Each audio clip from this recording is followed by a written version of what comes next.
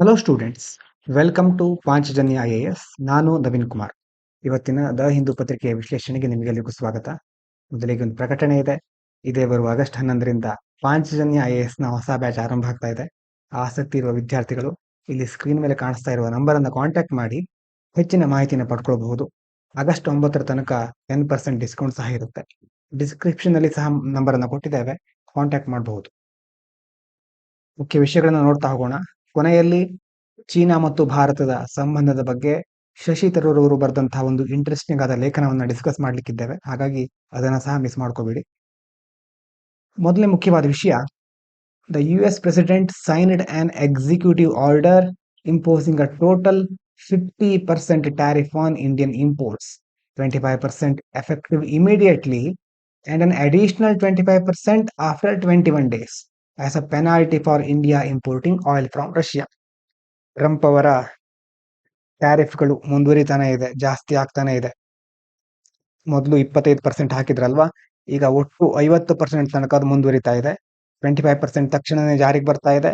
21 ದಿನಗಳ ನಂತರ ಮತ್ತೆ ಉಳಿದ 25% ಅನ್ನ ಅವರು ಆ ಒಂದು ಸುಂಕವನ್ನ ವಿಧಿಸ್ಲಿಕ್ಕಿದ್ದಾರೆ. ಗೊತ್ತಿದೆ ಕಾರಣ ಏನು ಅಂತ. ಭಾರತ ರಷ್ಯಾದಿಂದ ಕಚ್ಚಾ ತೈಲ ಆಮದು ಮಾಡ್ಕೊಳ್ಳೋದನ್ನ ಅವರು ಇಷ್ಟಪಡೋದಿಲ್ಲ. ಎಕ್ಸಿಕ್ಯೂಟಿವ್ ಆರ್ಡರ್ ಅಂತ ಒಂದು ಟರ್ಮ್ ಬಂದಿದೆ ನೋಡಿ. Executive order is a legally binding directive issued by the President of the US to federal agencies, used here to quickly impose trade-related penalties without needing Congress approval. ಅಂತಂದ್ರೆ ಕಾಂಗ್ರೆಸ್ನ ಅನುಮತಿ ಇಲ್ಲದೆ ಅಂತಂದ್ರೆ, ನಮ್ಮ ದೇಶದ ಕಾಂಗ್ರೆಸ್ ಆ ಪಕ್ಷ ಅಲ್ಲ ಇದು. ಇಲ್ಲಿ ಅಮೆರಿಕದ ಲೆಜಿಸ್ಲೇಟಿವ್ ಇರುತ್ತಲ್ವಾ, ಲೆಜಿಸ್ಲೇಟಿವ್ ಸೆಕ್ಷನ್, ಅದಕ್ಕೆ ಸಹ ಕಾಂಗ್ರೆಸ್ ಅಂತ ಕರೀತಾರೆ.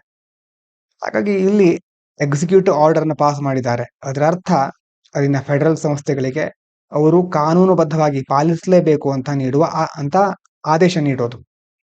ಅದಕ್ಕೆ ಅಲ್ಲಿನ ಕಾಂಗ್ರೆಸ್ ಅನುಮತಿ ಬೇಕಾಗೋದಿಲ್ಲ. ವ್ಯಾಪಾರ ಸಂಬಂಧಿತವಾಗಿ ಯಾವುದೇ ದಂಡಗಳನ್ನ, ಈ ತರ ಪೆನಾಲ್ಟಿಗಳನ್ನ ವಿಧಿಸ್ಲಿಕ್ಕೆ ಈ ಎಕ್ಸಿಕ್ಯೂಟಿವ್ ಆರ್ಡರ್ ಗಳನ್ನ ಬಳಸ್ತಾರೆ. ಒಂದು ಆಡ್ ವ್ಯಾಲೋರಮ್ ಡ್ಯೂಟಿ ಅಂತ ಒಂದಿರುತ್ತೆ. ಇದು ಎಕನಾಮಿಲಿ ನೋಡ್ತೀರಿ ನೀವು ಒಂದ್ಸಾರಿ. Ad valorem duty is a type of import tax calculated as a percentage of the value of the imported goods, not a fixed amount, making it sensitive to changes in prices and often used in tariff wars. Ad valorem duty ಅಂತಂದ್ರೆ, ಈಗ ಒಂದು ದೇಶ ಇನ್ನೊಂದು ದೇಶದಿಂದ ಸರಕುಗಳನ್ನ ಆಮದು ಮಾಡ್ಕೊಳ್ತಾ ಇರುತ್ತೆ. ಆ ಆಮದು ಮಾಡ್ಕೊಳ್ಳೋ ಸರಕುಗಳ ಮೌಲ್ಯದ ಮೇಲೆ ಎಷ್ಟು ತೆರಿಗೆನ ಹಾಕಬೇಕು ಅಂತ ನಿರ್ಧರಿಸ್ತಾರೆ. ಅಂತಂದ್ರೆ ಇಲ್ಲಿ ಇಂತಿಷ್ಟೇ ಅಂತ ಮೊತ್ತವನ್ನ ನಿರ್ಧಾರ ಮಾಡೋದಿಲ್ಲ, ಫಿಕ್ಸ್ಡ್ ಅಮೌಂಟ್ ಇರೋದಿಲ್ಲ. It is not fixed amount, it is calculated as a percentage of the value of the imported goods. ಅಂತಂದ್ರೆ ಒಟ್ಟು ಇಂಪೋರ್ಟ್ ಮಾಡ್ಕೊಳ್ತಾರಲ್ವಾ ಗೂಡ್ಸ್, ಆ ಒಂದು ಇಂಪೋರ್ಟೆಡ್ ಗೂಡ್ಸಿನ ಒಟ್ಟು ಪರ್ಸೆಂಟೇಜ್ ನಲ್ಲಿ ಎಷ್ಟು ಅಂತ ಕನ್ಸಿಡರ್ ಮಾಡೋದು. ನೆನಪಿಟ್ಕೊಳ್ಬೇಕಾಗಿರೋದು ಫಿಕ್ಸ್ಡ್ ಅಮೌಂಟ್ ಆಗಿರೋದಿಲ್ಲ, ಸೆನ್ಸಿಟಿವ್ ಟು ಚೇಂಜಸ್. ಅಂತಂದ್ರೆ ಬೆಲೆಗಳಲ್ಲಿ ಯಾವ್ದಾದ್ರು ಬದಲಾವಣೆ ಆದ್ರೆ ಇದು ಸಹ ಚೇಂಜ್ ಆಗಬಹುದು.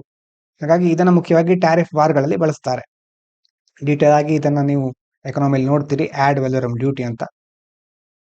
ಇನ್ನು ಇದಾದ ನಂತರ, India's national security adviser Ajit Doval visited Moscow to prepare for Russian president Putin's visit and discuss oil trade, defence cooperation, recent US tariffs, showing India's intention to maintain strategic autonomy despite US pressure.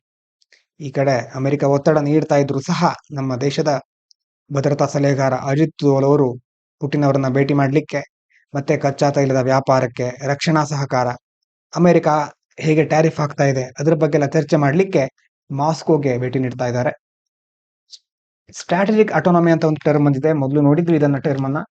Strategic autonomy means country's ability to make independent foreign policy decisions in its national interest. ಅಂತಂದ್ರೆ ಒಂದು ದೇಶ ತನ್ನ ಹಿತಾಸಕ್ತಿಗಳಿಗೆ ಅನುಗುಣವಾಗಿ ಅಂತಂದ್ರೆ ನಮಗೇನ್ ಬೇಕೋ ಅದನ್ನ ಗಮನದಲ್ಲಿಟ್ಕೊಂಡು ಏನ್ ಮಾಡೋದು, ಡಿಸಿಷನ್ ತೆಗೆದುಕೊಳ್ಳೋದು, ಫಾರಿನ್ ಪಾಲಿಸಿ ಡಿಸಿಷನ್ ಅನ್ನು ತೆಗೆದುಕೊಳ್ಳೋದು. ಅಲ್ಲಿ ನಾವು ಬೇರೆ ದೇಶಗಳ ಒತ್ತಡಕ್ಕೆ, ಪ್ರಭಾವಕ್ಕೆ ಒಳಗಾಗೋದಿಲ್ಲ. ಹಾಗೆ ಡಿಸಿಷನ್ ತೆಗೆದುಕೊಳ್ಳುವ ಸಾಮರ್ಥ್ಯ ಸ್ಟ್ರಾಟಜಿಕ್ ಆಟೋನಮಿಯಲ್ಲಿ ಇರುತ್ತೆ. Without being influenced or pressured by other powers, ಬೇರೆ ಯಾವುದೇ ದೇಶದ ಒತ್ತಡಕ್ಕೆ ಒಳಗಾಗೋದಿಲ್ಲ. A core principle of India's diplomacy since non align movement. ನಾವು ಅಲಿಪ್ತ ನೀತಿ ಅಂತ ಇರುತ್ತಲ್ವಾ, ಅಲಿಪ್ತ ಚಳುವಳಿ, ನೀತಿ ಅನ್ನೋದು ಸರಿಯಾದ ವರ್ಡ್. ಹಾಗಾಗಿ ಅಲಿಪ್ತ ನೀತಿ ಆವಾಗಿನಿಂದ ನಾವು ಮುಖ್ಯವಾಗಿ ಸ್ಟ್ರಾಟಜಿಕ್ ಆಟೋನಾಮಿಯನ್ನ ಮುಂದುವರ್ಸ್ಕೊಂಡು ಬಂದಿದ್ದೇವೆ. ಇದಾದ ನಂತರ S-400 ಮಿಸೈಲ್ ಸಿಸ್ಟಮ್. ಇದ್ರ ಬಗ್ಗೆ ನೀವು ಅವಾಗ ಕೇಳ್ತಾ ಇರ್ತೀರಿ ನ್ಯೂಸ್ ಅಲ್ಲಿ. It is Russian made advanced air defence system. Missile system ನೋಡಿ, capable of targeting aircraft and missiles at long range. ದೂರದ ವ್ಯಾಪ್ತಿಯಲ್ಲಿ ಇರುವಂತಹ ವಿಮಾನಗಳನ್ನ, ಕ್ಷಿಪಣಿಗಳನ್ನ ಗುರಿಯಾಗಿಸಿಕೊಂಡು ಅದನ್ನ ಅಟ್ಯಾಕ್ ಮಾಡುವ ಸಾಮರ್ಥ್ಯ ಇರುವಂತದ್ದು S-400. ಯಾರು ನಿರ್ಮಾಣ ಮಾಡಿದ್ದು? ರಷ್ಯಾ ತಯಾರು ಮಾಡಿದ್ದು. India signed a major defence deal for it despite US warning under CAATSA. ಅಮೆರಿಕದ ಕಾಟ್ಸಾ ಅಂತ ಒಂದು ಎಚ್ಚರಿಕೆ ಇದೆ, ಅಂತಂದ್ರೆ countering America's adversaries to sanction act. Sanction ಹಾಕ್ಬಿಡೋದು. ಅದೆಲ್ಲದರ ನಡುವೆನೂ ಸಹ ಭಾರತ ಇದನ್ನ ಖರೀದಿಸಲಿಕ್ಕೆ ಒಪ್ಪಂದಕ್ಕೆ ಸಹಿ ಹಾಕ್ತಾ ಇದೆ. ಇನ್ನು ಬಯೋಚಾರ್ ಮುಂದಿನ ವಿಷಯ. Carbon rich material made from agricultural and organic waste. ಇಂಗಾಲ ಇರುತ್ತೆ ಇದರಲ್ಲಿ ಜಾಸ್ತಿ ಬಯೋಚಾರ್ ಅಲ್ಲಿ. ಇದನ್ನ ಮುಖ್ಯವಾಗಿ ಯಾವುದರಿಂದ ತಯಾರು ಮಾಡ್ತಾರೆ? ಅಗ್ರಿಕಲ್ಚರ್, ಕೃಷಿ ಮತ್ತೆ ಸಾವಯವ ತ್ಯಾಜ್ಯದಿಂದ ತಯಾರು ಮಾಡ್ತಾರೆ. It has the potential to reduce emission. ಹೊರಸೂಸುವಿಕೆ ಅಂತ ಹೇಳ್ತೇವೆ, ಅದನ್ನ ಕಡಿಮೆ ಮಾಡುವ ಸಾಮರ್ಥ್ಯ ಇದಕ್ಕಿದೆ. Generate clean energy, improve soil and water systems, support rural jobs, but it needs policy support and market integration for large scale adoption. ಅಂತಂದ್ರೆ ಇದಕ್ಕೆ ತುಂಬಾ ಒಂದು ಸಾಮರ್ಥ್ಯ ಇದೆ. ಒಂದು, ಹೊರಸೂಸುವಿಕೆ ಕಡಿಮೆ ಮಾಡೋದು, ಮತ್ತೆ ಶುದ್ಧವಾದ ಇಂಧನಗಳ ಉತ್ಪಾದನೆ, ಈಗ ಮಣ್ಣು ಜಲ ಈ ಒಂದು ವ್ಯವಸ್ಥೆಗಳಿರುತ್ತಲ್ವಾ ಅದರ ಸುಧಾರಣೆಯಲ್ಲಿ, ಅದೇ ರೀತಿ ಗ್ರಾಮೀಣ ಭಾಗದಲ್ಲಿ ಉದ್ಯೋಗಗಳಿಗೆ ಹೆಲ್ಪ್ ಮಾಡ್ಲಿಕ್ಕೂ ಸಹ ಇದರ ಈ ಒಂದು ಬಯೋಚಾರ್ನಿಂದ ಸಾಧ್ಯ ಇದೆ. ಆದ್ರೆ ಇದನ್ನ ದೊಡ್ಡ ಪ್ರಮಾಣದಲ್ಲಿ ಅಳವಡಿಸ್ಕೊಳ್ಳಿಕ್ಕೆ ಇನ್ನೂ ಸರಿಯಾದ ಪಾಲಿಸಿಗಳ ಅವಶ್ಯಕತೆ ಇದೆ. ಮತ್ತೆ ಮಾರ್ಕೆಟ್ ಇಂಟಿಗ್ರೇಷನ್, ಮಾರುಕಟ್ಟೆಗಳನ್ನ ಸರಿಯಾಗಿ ನಾವು ಇಂಟಿಗ್ರೇಟ್ ಮಾಡೋದು, ಅದನ್ನ ಸಹ ನಾವು ಈಗ ಸದ್ಯಕ್ಕೆ ನಮ್ಮ ದೇಶದಲ್ಲಿ ಅಷ್ಟೇನು ಕಂಡು ಬರ್ತಾ ಇಲ್ಲ. ಬಯೋಚಾರ್ ಬಗ್ಗೆ ಇನ್ನು ಸ್ವಲ್ಪ ನೋಡೋದಾದ್ರೆ, biochar is a stable form of charcoal produced by heating agricultural or organic waste in low oxygen condition. Pyrolysis ಅಂತ ನೀವು ಎನ್ವೈರನ್ಮೆಂಟಲ್ ಅಥವಾ ಜಿಯೋಗ್ರಫಿಯಲ್ಲಿ ಕೇಳಿರಬಹುದು. ಅಂತಂದ್ರೆ ಕಡಿಮೆ ಆಮ್ಲಜನಕ, ಆ ಒಂದು ಸಂದರ್ಭ ಅದನ್ನ ಆಮ್ಲಜನಕ ಕಡಿಮೆ ಇರುತ್ತೆ, ಆ ಸಂದರ್ಭದಲ್ಲಿ ಏನ್ ಮಾಡ್ತಾರೆ? ತ್ಯಾಜ್ಯವನ್ನ ಬಿಸಿ ಮಾಡೋದು, ಸುಡೋದೆಲ್ಲ ಮಾಡ್ತಾರೆ.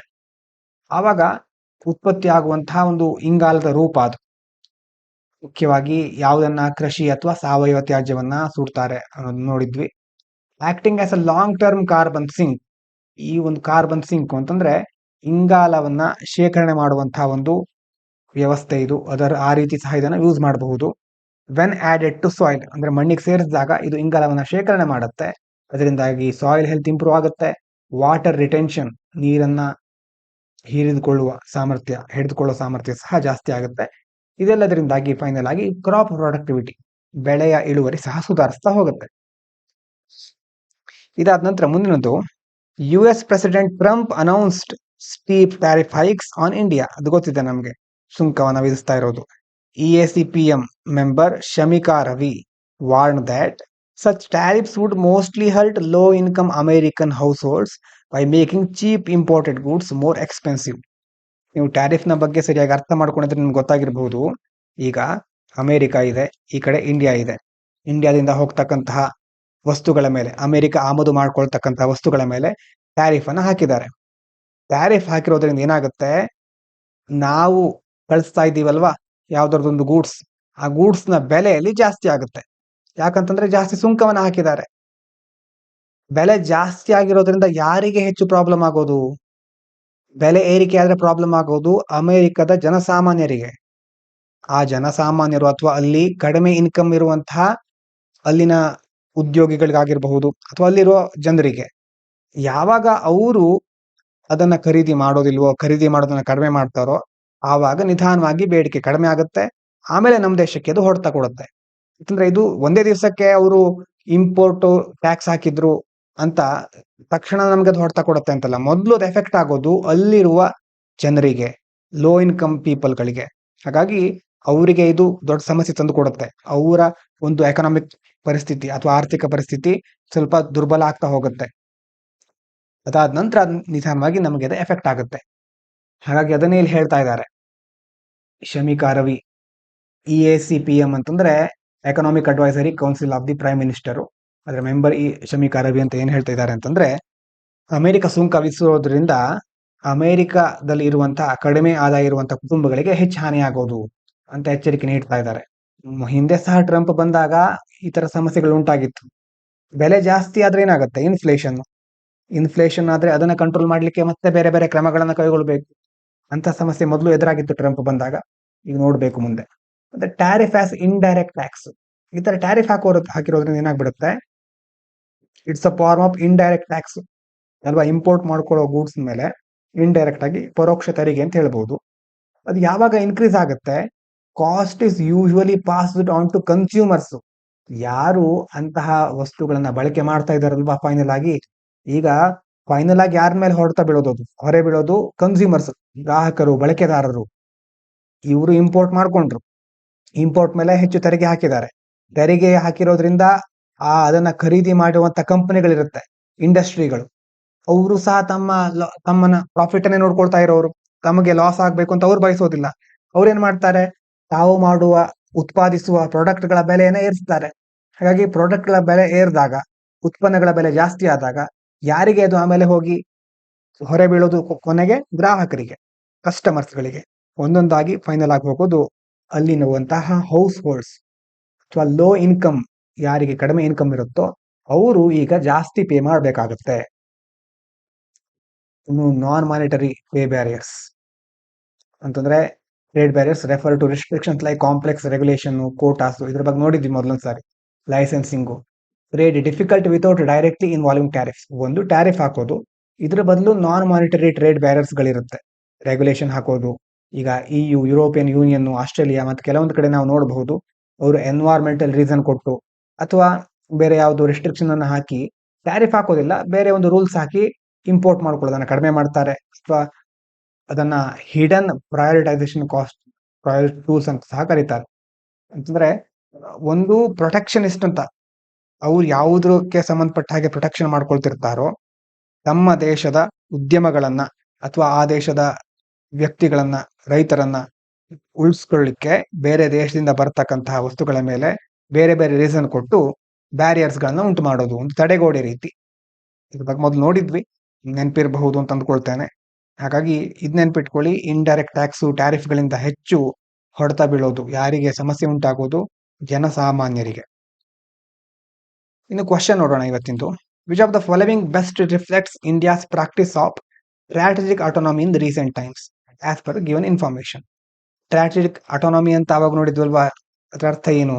Refusal to participate in multilateral defence exercises ಅನ್ಸುತ್ತಾ ನಿಮ್ಗೆ? Alignment with US by halting the S-400 missile deal under CAATSA pressure. CAATSA pressure under ಅಲ್ಲಿ S-400 ಖರೀದಿ ಮಾಡದೇ ಇರೋದು. Continuing energy and defence cooperation with Russia despite external geopolitical pressure. ಏನೇ pressure ಬರಲಿ, ನಾವು ರಷ್ಯಾದಿಂದ ದೂರ ಸರಿಯೋದಿಲ್ಲ ಅನ್ನೋದು. Support for US tariffs to maintain balanced economic relation. ಇದರಲ್ಲಿ ಯಾವುದು ಸ್ಟ್ರಾಟಜಿಕ್ ಆಟೋನಾಮಿ ಅಂತ ನಿಮ್ಗೆ ಅನ್ಸುತ್ತೆ, ಅಥವಾ ಅದಕ್ಕೆ ಸಂಬಂಧಪಟ್ಟಂತ ಅಂಶ? ಆನ್ಸರ್ ಸಿ ಅಲ್ವಾ? Strategic autonomy implies independent decision making in national interest. ದೇಶದ, ರಾಷ್ಟ್ರದ ಹಿತಾಸಕ್ತಿಯನ್ನು ಗಮನದಲ್ಲಿಟ್ಟುಕೊಂಡು ಸ್ವತಂತ್ರವಾಗಿ ನಿರ್ಧಾರ ತೆಗೆದುಕೊಳ್ಳುವಂತಹ ಒಂದು power. Continuing ties with Russia despite US pressure exemplifies that ಅಲ್ವಾ? US ಪ್ರೆಷರ್ ಹಾಕಿದ್ರು ನಾವು ರಷ್ಯಾದೊಂದಿಗೆ ನಮ್ಮ ಸಂಬಂಧವನ್ನ ಮುರ್ಕೊಳ್ಳೋದಿಲ್ಲ, ಮುಂದುವರ್ಸ್ಕೊಂಡು ಹೋಗ್ತೇವೆ. ಮುಂದಿನದು, which of the following best describes why biochar is considered long term carbon sink and potential tool in climate mitigation? Biochar ಬಗ್ಗೆ, it ಇವಾಪರೇಟ್ಸ್ quickly from the soil and releases nitrogen rich gas. ಹೌದಾ? Nitrogen rich gas release ಮಾಡುತ್ತಾ ಅದು. Permanently locks atmospheric nitrogen into solid form. Nitrogen, atmosphere ಇರುವಂತಹ nitrogen ಅನ್ನ solid form ಅಲ್ಲಿ lock ಮಾಡಿಬಿಡುತ್ತೆ ಅಂತ ಈ ಸ್ಟೇಟ್ಮೆಂಟ್ ಹೇಳ್ತಾ ಇದೆ. It stabilises organic carbon in soil, preventing its rapid return to the atmosphere. ಇರಬಹುದಾ? It accelerates decomposition of organic matter to balance the carbon cycle. ನಾವು ನೋಡಿದ್ದೇನಾಗಿತ್ತು? Option C correct. Biochar ಸ್ಟೆಬಿಲೈಸಸ್ carbon by turning organic waste into stable solid form that resists decomposition, acting as a carbon sink. ಅರ್ಥ ಆಗ್ತಾ ಇದೆಯಾ? ಅಂದ್ರೆ organic carbon soil ಇರೋದನ್ನ stabilise ಮಾಡುತ್ತೆ, ಬೇಗ ಮತ್ತೆ ಅಟ್ಮಾಸ್ಫಿಯರ್ ಹೋಗದೆ ಇರೋ ರೀತಿ ನೋಡ್ಕೊಳ್ಳುತ್ತೆ. ಅದು ಕಾರ್ಬನ್ ಸಿಂಕ್, ಕಾರ್ಬನ್ ಶೇಖರಣೆ ತರ ವರ್ಕ್ ಮಾಡುತ್ತೆ. ಇನ್ನು vocabulary, An envoy was sent to an unprecedented mission. ಎನ್ವಾಯ್ ಅಂತಂದ್ರೆ ರಾಯಭಾರಿನ ಕಳಿಸಿದ್ರು ಯಾವುದಕ್ಕೆ? ಅನ್ಪ್ರೆಸಿಡೆಂಟೆಡ್ ಮಿಷನ್, ಇನ್ನೊಂದು ಅಭೂತಪೂರ್ವ ಅಂತ, ಅನ್ಮ್ಯಾಚ್ಡ್, ಈ ಒಂದು ಹೊಸ ವಿಶಿಷ್ಟವಾದಂತಹ ಒಂದು ಯೋಜನೆಯನ್ನ ನಿರ್ವಹಿಸಲಿಕ್ಕೆ ಕಳಿಸಿದ್ರು ಒಬ್ಬ ರಾಯಭಾರಿಯನ್ನ. The ambit of his authority was vast. Ambit ಅಂತಂದ್ರೆ ಸ್ಕೋಪ್, ರೇಂಜ್, ವ್ಯಾಪ್ತಿ. ಆ ಅಥಾರಿಟಿ ವ್ಯಾಪ್ತಿ ತುಂಬಾ ದೊಡ್ಡದಿತ್ತು. But he remained aloof from local politics. ಆದ್ರೆ ಆ ರಾಯಭಾರಿ ರಿಮೇನ್ ಅಲೂಫ್ ಅಂತಂದ್ರೆ ಅಂತರ ಕಾಯ್ದುಕೊಳ್ಳೋದು, ಡಿಸ್ಟೆಂಟ್, ಡಿಟ್ಯಾಚ್ಡ್, ಅಲ್ಲಿನ ಲೋಕಲ್ ಪಾಲಿಟಿಕ್ಸ್ ನಿಂದ ಅಂತರವನ್ನ ಕಾಯ್ದುಕೊಂಡ್ರು. His main task was to disperse funds for the relief effort. ಅವರ ಮುಖ್ಯವಾದ ಕಾರ್ಯ ಏನಾಗಿತ್ತು ಅಂತಂದ್ರೆ ಡಿಸ್ಪರ್ಸ್ ಅಂತಂದ್ರೆ ಪೇ ಔಟ್, ಡಿಸ್ಟ್ರಿಬ್ಯೂಟ್ ಮಾಡೋದು. ಡಿಸ್ಪರ್ಸ್ ಅಂದ್ರೆ ವಿತರಿಸೋದು, ಅಲ್ಲಿ ರಿಲೀಫ್ ಗಳಿಗೆ ಅಥವಾ ಒಂದು ಪರಿಹಾರಕ್ಕೋಸ್ಕರ ಏನು ಫಂಡ್ ಅನ್ನ ವಿತರಿಸುವುದು ಅವರ ಕೆಲಸ ಆಗಿತ್ತು. ಈಗ ಆರ್ಟಿಕಲ್ ಡಿಸ್ಕಸ್ ಮಾಡೋಣ. ಸ್ವಲ್ಪ ಸರಿಯಾಗಿ ನೋಡ್ಕೊಳ್ಳಿ, ಅಂತಂದ್ರೆ ಬೇರೆ ಬೇರೆ ಕಡೆ ನಮ್ಗೆ ಹೆಲ್ಪ್ ಆಗುತ್ತೆ ಈ ಆರ್ಟಿಕಲ್. ನಮ್ಮ ದೇಶದ ಪರಿಸ್ಥಿತಿ, ಚೀನಾ ಯಾವ ರೀತಿ ಇದೆ ಅದ್ರ ಬಗ್ಗೆ ಎಲ್ಲ ಇರುವಂತ ಆರ್ಟಿಕಲ್. ಶಶಿ ತರೂರ್ ಅವರು ಬರ್ದಿರ್ತಕ್ಕಂಥದ್ದು. ಅವರ ಆರ್ಟಿಕಲ್ ಬಂದಾಗ ಓದಿ ಸಾಧ್ಯವಾದ್ರೆ, ಯಾಕಂತಂದ್ರೆ ಅವರು ಸ್ವಲ್ಪ ಇಂಗ್ಲಿಷ್ ಟಫ್ ಆಗಿ ಯೂಸ್ ಮಾಡ್ತಾರೆ, ಆದ್ರೆ ಒಂದು ಎಸ್ಸೆ ಬರೆಯೋದಕ್ಕೆ ಒಂದು ಒಳ್ಳೆ ಅಂಶಗಳಿರುತ್ತೆ ಅದರಲ್ಲಿ, ತುಂಬಾ ಒಳ್ಳೊಳ್ಳೆ ಎಕ್ಸಾಂಪಲ್ ಗಳನ್ನ ಕೊಟ್ಟಿರ್ತಾರೆ. Decoding China, the lessons from a vulnerable India. For a vulnerable India ಅಂದ್ರೆ ನಮ್ಮ ದೇಶ ಯಾವ ರೀತಿ ದುರ್ಬಲವಾಗಿದೆ, ಮತ್ತೆ ಚೀನಾದ ಒಂದು ಬೇರೆ ಬೇರೆ ಅಂಶಗಳನ್ನ ಡಿಕೋಡ್ ಮಾಡ್ತಾ ಹೋಗೋದು. ಏನ್ ಹೇಳ್ತಾ ಇದ್ದಾರೆ? China is using strategic moves like withdrawing engineers, restricting exports, slow down India's growth in manufacturing, especially in electronics and high tech, to protect its own economic power. ಯಾಕಂದ್ರೆ ಚೀನಾ ಈಗೇನ್ ಮಾಡ್ತಾ ಇದೆ, ಸ್ಟ್ರಾಟಜಿಕ್ ಆಗಿ ಭಾರತವನ್ನ ಮ್ಯಾನುಫ್ಯಾಕ್ಚರಿಂಗ್ ಸೆಕ್ಟರ್ ನಲ್ಲಿ ಮುಂದೆ ಬರದೇ ಇರೋ ರೀತಿ ನೋಡ್ಕೊಳ್ತಾ ಇದೆ. ಅದಕ್ಕೆ ಏನಾಗಿದೆ ಹಾಗಾದ್ರೆ, ಯಾಕೆ ನ್ಯೂಸ್ ಅಲ್ಲಿ ಇದೆ ಅಂತ ನೋಡಿ. ಫಾಕ್ಸ್ಕಾನ್, ಒಂದು ಐಫೋನ್ ಮೇಕರ್, ಒಂದು ಕಂಪನಿ, ಅದು iPhone factory, had over 300 Chinese engineers. ಆ ಫಾಕ್ಸ್ಕಾನ್ ಕಂಪನಿಲಿ, ಐಫೋನ್ ತಯಾರು ಮಾಡೋ ಫ್ಯಾಕ್ಟರಿಯಲ್ಲಿ ಸುಮಾರು 300 ಚೈನೀಸ್ ಇಂಜಿನಿಯರ್ಸ್ ಇದ್ರು, ಮುಖ್ಯವಾಗಿ ತಮಿಳುನಾಡು, ಕರ್ನಾಟಕದಲ್ಲಿ ಇದ್ರು. ನೋಡಿ, ಈಗ ಚೀನಾ ಏನ್ ಮಾಡಿದೆ, ಚೀನಾ ರೀಕಾಲ್ಡ್ ದೆಮ್ ಸಡನ್ ಆಗಿ ಮತ್ತೆ ತನ್ನ ದೇಶಕ್ಕೆ ಬನ್ನಿ ಅಂತ ಕರ್ಸ್ಕೊಂಡ್ಬಿಟ್ಟಿದೆ. This looks like a small corporate move. ನಮಗಿದೊಂದು ಹೌದಲ್ವಾ, ಏನೋ ಚಿಕ್ಕದಾಗಿ ಕರೆದಿರಬಹುದು, ವಾಪಸ್ ಕರ್ಸ್ಕೊಂಡಿರಬಹುದು ಅಂತ ಅನ್ಸುತ್ತೆ. ಆದ್ರೆ but it's actually part of bigger plan to stop India's manufacturing growth. ಆದ್ರೆ ಸಣ್ಣ ವಿಷಯ ಅಲ್ಲ, ಉತ್ಪಾದನೆ ಕ್ಷೇತ್ರದಲ್ಲಿ ಭಾರತ ಮುಂದುವರಿಬಾರದು ಅನ್ನುವಂತ ಒಂದು ಪ್ಲಾನ್ ಇಟ್ಕೊಂಡು ಚೀನಾ ಮಾಡ್ತಕ್ಕಂತಹ ಒಂದು ತಂತ್ರ ಇದು. ಯಾಕಿದೆ important? These engineers were helping India build expertise in electronic and manufacturing ಅಲ್ವಾ. ಈ ಇಂಜಿನಿಯರ್ಸ್ಗಳು, ಚೀನಾದ ಇಂಜಿನಿಯರ್ಸ್ಗಳಿಗೆ ಬಹಳ ಬೇಡಿಕೆ ಇದೆ ಬೇರೆ ಬೇರೆ ಕಡೆ. ಅವರ ಇಂಜಿನಿಯರಿಂಗ್ ಕ್ಷೇತ್ರ ತುಂಬಾ ಕಡೆ ಫೇಮಸ್ ಆಗಿದೆ. ಆ ಇಂಜಿನಿಯರ್ಗಳು ಭಾರತದಲ್ಲಿದ್ರೆ ನಮ್ಮ ದೇಶದ ಮ್ಯಾನುಫ್ಯಾಕ್ಚರಿಂಗ್ ಸೆಕ್ಟರ್ ಬೆಳೆಯುತ್ತೆ. ಅದು ಚೀನಾಕ್ ಆಗೋದಿಲ್ಲ. Without them India struggle to build advance technology. ಅಂತ ಇಂಜಿನಿಯರ್ಗಳೇ ಇಲ್ಲದೆ ಇದ್ರೆ ಭಾರತದಲ್ಲಿ ಅಡ್ವಾನ್ಸ್ ಟೆಕ್ನಾಲಜಿ ಡೆವಲಪ್ ಆಗೋದಿಲ್ಲ. ಚೀನಾಸ್ ಜಿಯೋ ಎಕನಾಮಿಕ್ ಸ್ಟ್ರಾಟಜಿ ಬಗ್ಗೆ ನೋಡೋಣ ಈಗ. ಜಿಯೋ ಎಕನಾಮಿಕ್ಸ್ ಅಂತಂದ್ರೆ using economic tools for strategic goals. Just ಬೇರೆ ದೇಶದ ಜೊತೆ ಟ್ರೇಡ್ ಮಾಡೋದು, ಅಥವಾ ಟ್ರೇಡಿಂಗ್ ನಲ್ಲಿ ತಮಗೆ ಸರ್ಪ್ಲಸ್ ಇದೆ ಅಥವಾ ಪ್ರಾಫಿಟ್, ಅದ್ರ ಬಗ್ಗೆ ಮಾತ್ರ ನೋಡೋದಲ್ಲ. ಎಕನಾಮಿಕ್ ಟೂಲ್ಸ್ ಗಳನ್ನ, ಬೇರೆ ಬೇರೆ ರೀತಿಯ ಅಂಶಗಳನ್ನ ಕನ್ಸಿಡರ್ ಮಾಡಿ ತಮ್ಮ ಸ್ಟ್ರಾಟಜಿಕ್ ಗೋಲ್ಗಳನ್ನ, ಟಾರ್ಗೆಟ್ ಅನ್ನ ರೀಚ್ ಮಾಡೋದು. ಚೀನಾ ಏನ್ ಅಂದ್ಕೊಳ್ತಾ ಇದೆ ಈಗ? China wants to stay the number 1 manufacturing power in ಏಷ್ಯಾದಲ್ಲಿ ಮ್ಯಾನುಫ್ಯಾಕ್ಚರಿಂಗ್ ಕ್ಷೇತ್ರದಲ್ಲಿ ನಾನೇ ನಂಬರ್ 1 ಆಗಿರ್ಬೇಕು ಯಾವಾಗ್ಲೂ ಅಂತ ಚೀನಾ ಯಾವಾಗ್ಲೂ ಬಯಸ್ತಾ ಇದೆ. It is scared of India rising as an alternative hub. ಅಂದ್ರೆ ಭಾರತ ಒಂದ್ ವೇಳೆ ಬೆಳೆದ್ ಬಿಟ್ರೆ ಅನ್ನುವಂತ ಭಯ ಇದೆ. Especially western countries try to move away from China.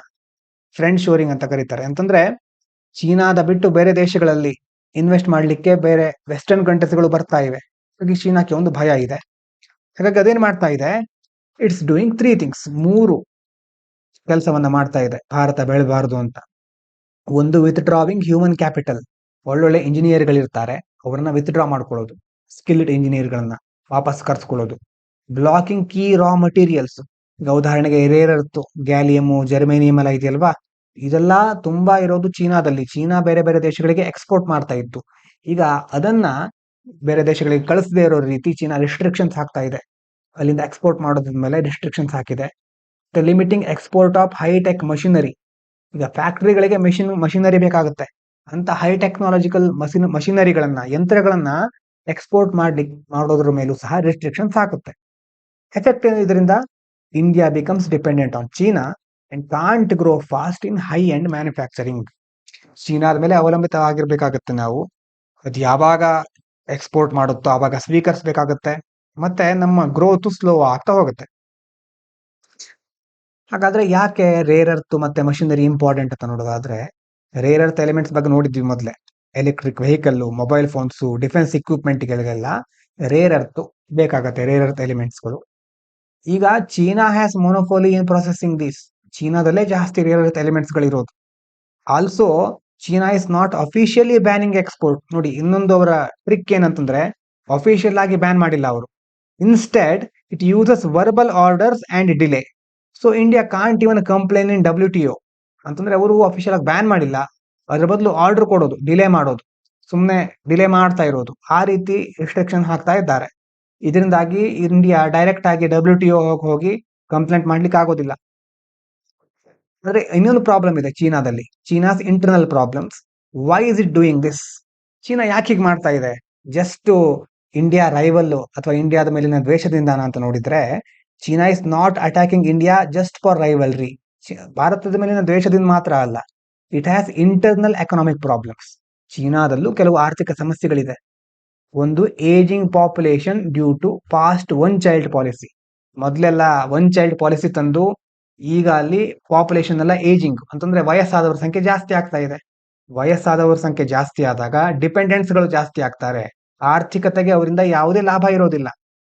ಇನ್ನು ಪ್ರಾಪರ್ಟಿ ಮಾರ್ಕೆಟ್ ಕ್ರೈಸಿಸ್, ಮತ್ತೆ too much production, not enough local buyers. ಅಂದ್ರೆ ಅಲ್ಲಿನ ಎಕಾನಮಿಯಲ್ಲಿ ತುಂಬಾ ಸಮಸ್ಯೆಗಳಿದೆ ಪಾಪ್ಯುಲೇಷನ್ಗೆ ಸಂಬಂಧಪಟ್ಟಿದ್ದು. ಅಲ್ಲಿನ ಪ್ರಾಪರ್ಟಿ ಮತ್ತೆ ಪ್ರೊಡಕ್ಷನ್ ಜಾಸ್ತಿ ಆಗುತ್ತೆ, ಆ ಜಾಸ್ತಿ ಆಗಿರೋ ಪ್ರೊಡಕ್ಷನ್ ಅನ್ನ ಬೈ ಮಾಡ್ಲಿಕ್ಕೆ ಅಲ್ಲಿ ಜನರಿಲ್ಲ ಅಷ್ಟು. ಅಂತಂದ್ರೆ ಅವ್ರ ಜನಸಂಖ್ಯೆ ಜಾಸ್ತಿ ಇರಬಹುದು, ಆ ಪ್ರೊಡಕ್ಷನ್ ಇನ್ನೂ ಜಾಸ್ತಿ ಇದೆ. Heavy reliance on exports to survive economically. ಜಾಸ್ತಿ ಅವ್ರು ರಿಲೈ ಆಗೋದು ಯಾವ್ದ್ರ ಮೇಲೆ? ಎಕ್ಸ್ಪೋರ್ಟ್ ಮೇಲೆ. ಲೋಕಲ್ ಅಂತಂದ್ರೆ ಆ ದೇಶದ ಒಳಗಡೆ ಡೊಮೆಸ್ಟಿಕ್ ಆಗಿ ಜಾಸ್ತಿ ಕನ್ಸ್ಯೂಮರ್ಸ್ ಈಗ ಡಿಪೆಂಡ್ ಆಗ್ತಾ ಇಲ್ಲ ಚೀನಾದ ವಸ್ತುಗಳ ಮೇಲೆ. ಅಂತಂದ್ರೆ ಕನ್ಸ್ಯೂಮರ್ಸ್ ಕಡಿಮೆ ಆಗ್ತಾ ಇದ್ದಾರೆ, ಜನಸಂಖ್ಯೆ ಸಹ ಏಜಿಂಗ್ ಆಗ್ತಾ ಇದೆ, ಅಂತಂದ್ರೆ ವಯಸ್ಸಾದವರ ಸಂಖ್ಯೆ ಜಾಸ್ತಿ ಆಗ್ತಾ ಇದೆ. ಹೀಗಾಗಿ ಜಾಸ್ತಿ ಎಕ್ಸ್ಪೋರ್ಟ್ಗಳ ಮೇಲೆ ಡಿಪೆಂಡ್ ಆಗಿದ್ದಾರೆ. China is afraid that if India becomes major exporter, China will lose money. ಒಂದು ವೇಳೆ ಭಾರತ ಸಹ ದೊಡ್ಡ ಎಕ್ಸ್ಪೋರ್ಟರ್ ಆಗ್ಬಿಟ್ರೆ ಚೀನಾದ ಒಂದು ಲಾಭ ಕಡಿಮೆ ಆಗ್ಬಿಡುತ್ತೆ, ಹಣ ಕಳ್ಕೊಂಡ್ಬಿಡ್ತಾರೆ. ಫೇಸ್ ಇಂಟರ್ನಲ್ ಇನ್ಸ್ಟಾಬಿಲಿಟಿ, ಅದು ಆಮೇಲೆ ಯಾವುದಕ್ಕೆ? ದೇಶದ ಒಳಗಿನ ಅಸ್ಥಿರತೆಗೆ ಕಾರಣ ಆಗುತ್ತೆ, ಯಾಕಂದ್ರೆ ಜಾಸ್ತಿ ಎಕ್ಸ್ಪೋರ್ಟ್ಗಳ ಮೇಲೆ ಡಿಪೆಂಡ್ ಆಗಿದ್ದಾರೆ. ಈಗ ಅಲ್ಲಿ ಓವರ್ ಕೆಪಾಸಿಟಿ ಇದೆ, ಅಂತಂದ್ರೆ ಜನರು ಜಾಸ್ತಿ ಇದ್ದಾರೆ, ಮತ್ತೆ ಅದರ ಜೊತೆ ಪ್ರೊಡಕ್ಷನ್ ಸಹ ಜಾಸ್ತಿ ಇದೆ. ಅದನ್ನು ಹೇಗೆ ಯೂಸ್ ಮಾಡ್ಕೊಳ್ತಾ ಇದೆ ಚೀನಾ ಅಂತಂದ್ರೆ, Chinese factories produce too many goods. ಚೀನಾದ ಫ್ಯಾಕ್ಟರಿಗಳು ತುಂಬಾ ವಸ್ತುಗಳನ್ನ ಉತ್ಪಾದನೆ ಮಾಡುತ್ತವೆ. ಟು ಸ್ಟೇ ಅಫ್ಲಾಟ್, ದೇಶದ ಆರ್ಥಿಕತೆ ಮುಳುಗದೆ ಇರೋ ರೀತಿ ನೋಡ್ಕೊಳ್ಳಿಕ್ಕೆ, they sell at very low price, undercutting others. ತುಂಬಾ ಕಡಿಮೆ ಬೆಲೆಯಲ್ಲಿ ಮಾರಾಟ ಮಾಡ್ಬಿಡೋದು, ಡಂಪಿಂಗ್ ಅಂತ ಸಹ ಕೇಳ್ತೇವೆ. This skills competition in other countries. ತುಂಬಾ ಕಡಿಮೆ ಬೆಲೆ ಇದ್ದಾಗ ಅವ್ರಿಗೆ ಕಾಂಪಿಟೇಷನ್ ಇರೋದಿಲ್ಲ, ಅಂತಂದ್ರೆ ಲಾಸ್ ಆಗುವ ಲೆವೆಲಿಗೆ ಹೋಗ್ಲಿಕ್ಕೆ ಅವ್ರು ರೆಡಿ ಇರ್ತಾರೆ. ಫಾರ್ ಎಕ್ಸಾಂಪಲ್ ನೋಡಿ, BYD EV ಕಂಪನಿ, ಇದು electric vehicle company, floods markets with cheap cars. ತುಂಬಾ ಕಡಿಮೆ ಬೆಲೆಯಲ್ಲಿ ಕಾರ್ಗಳನ್ನ ಮಾರಾಟ ಮಾಡುತ್ತೆ, ಹಾರ್ಮಿಂಗ್ ಇಂಡಿಯನ್ ಸ್ಟಾರ್ಟ್ಅಪ್ಸ್. ಹಾಗಾಗಿ ಇದರಿಂದ ಭಾರತದ ಸ್ಟಾರ್ಟ್ಅಪ್ ಗಳಿಗೆ ಹಾರ್ಮ್ ಆಗುತ್ತೆ, ಅಂತಂದ್ರೆ ಇವರು ಬೆಳಿಲಿಕ್ಕೆ ಆಗೋದಿಲ್ಲ. So this is economic statecraft. ಇದಕ್ಕೆ ಎಕನಾಮಿಕ್ ಸ್ಟೇಟ್ ಕ್ರಾಫ್ಟ್ ಅಂತ ಕರೀತಾರೆ. ಅಂತಂದ್ರೆ using economy like a weapon to dominate ಮಾಡ್ಲಿಕ್ಕೆ ಆರ್ಥಿಕ ತಂತ್ರಗಳನ್ನ ಬಳಸ್ಕೊಳ್ಳೋದು. ಇನ್ನು ಭಾರತಕ್ಕೆ ಸಂಬಂಧಪಟ್ಟ ಹಾಗೆ ನಮ್ಮ ಮ್ಯಾನುಫ್ಯಾಕ್ಚರಿಂಗ್ ಡ್ರೀಮ್ ಇದೆಯಲ್ವಾ, ನಾವು ಉತ್ಪಾದನೆ ಕ್ಷೇತ್ರದಲ್ಲಿ ದೊಡ್ಡ ಮಟ್ಟದಲ್ಲಿ ಬೆಳೆಯೋದು ಅಂತ. ಆದ್ರೆ ಗ್ರೌಂಡ್ ರಿಯಾಲಿಟಿ ಏನು, ವಾಸ್ತವ ಏನು ಅಂತ ನೋಡಿದ್ರೆ, India wants to be global manufacturing hub. ಹೌದು, ನಮ್ಗೆ ಇಡೀ ಜಗತ್ತಿನಲ್ಲೇ ಉತ್ಪಾದನೆ ಕ್ಷೇತ್ರದಲ್ಲಿ ಒಂದು ಮ್ಯಾನುಫ್ಯಾಕ್ಚರಿಂಗ್ ಹಬ್ ಆಗ್ಬೇಕು ಅಂತ ಆಸೆಗಳೇನೋ ಇದೆ. But there are many problems. ಒಂದು, weak infrastructure, roads, logistics, electricity. Infrastructure ಮೂಲ ಸೌಕರ್ಯ ತುಂಬಾ ಕಳಪೆ ಆಗಿದೆ. ಟೂ ಮಚ್ ಬ್ಯೂರೋಕ್ರಾಟಿಕ್ ಡಿಲೇ ಅಂತ ನೋಡ್ತಾ ಇರ್ತೇವೆ. ಪರ್ಮಿಷನ್ ಸಿಗೋದು ಬಹಳ ಕಷ್ಟ, ಸಿಕ್ಕಿದ ಮೇಲೂ ಬಹಳ ಪ್ರೊಸೆಸ್ಗಳಿರುತ್ತೆ.